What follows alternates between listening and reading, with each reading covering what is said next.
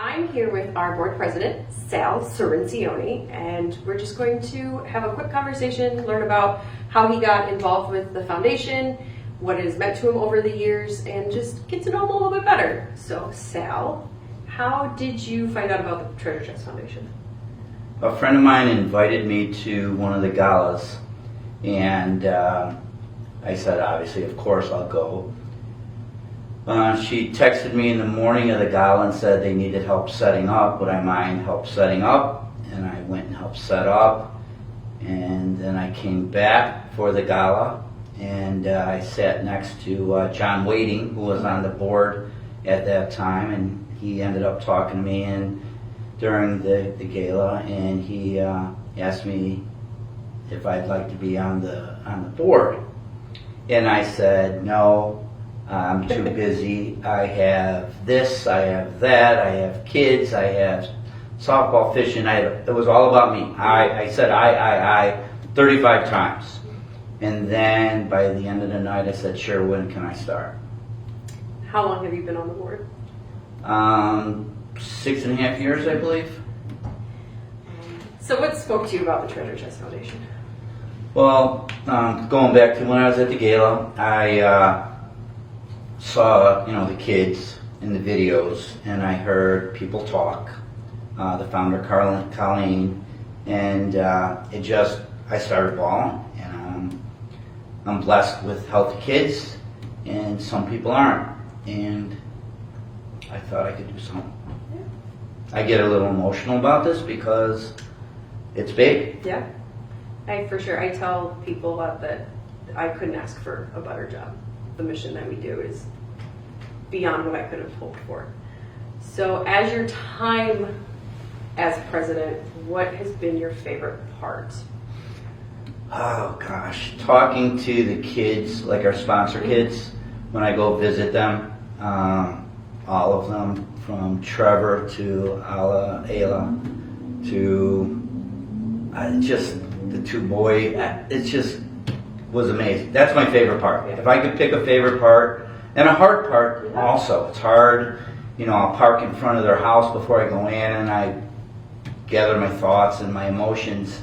But talking to the parents and the kids, that's number one for me. Definitely.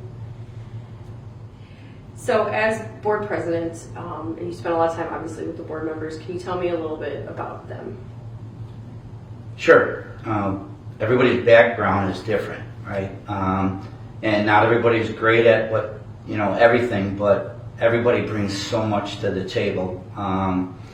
We're very lucky to have very smart, intelligent, and caring board members. As president, I don't get to vote on anything. I'm a tiebreaker. And unfortunately, or fortunately, I've never had it break a tie because we end up agreeing on everything. We always say, if there's a discrepancy, I always say it's about the kids. And it kind of stops everybody in their tracks, and our board is just amazing. Our staff, if you don't mind, I'd like to talk a little bit about our staff. Most of our staff's been here for a long time, way longer than me. And our newest member, I believe, is you. Yep. As executive director, it is awesome to have some new blood, new ideas, and our volunteers. As board members, we're all volunteers. And the volunteers that come in and day out to help package, clean, whatever we ask of them, they do it. And we've had some volunteers for way longer than me, and they're amazing, Yeah. So they definitely do make the foundation work. we need volunteers. We need more volunteers. So if anybody's watching this, get a hold of Kendra. So that's, our foundation's just amazing. I truly am honored to be president and to work with the board, staff, and volunteers. Do you have any final advice or any final thoughts to give to anyone listening? if you're like me, when I first was at the gala and everything was about me, like I said, it was I don't have time. It's really not a lot of time if your heart's in it. That's, So I'm honored. that's great advice. Thank you so much for taking the time to come out and talk to me about all of this. You're welcome. Thanks for having me. Of course.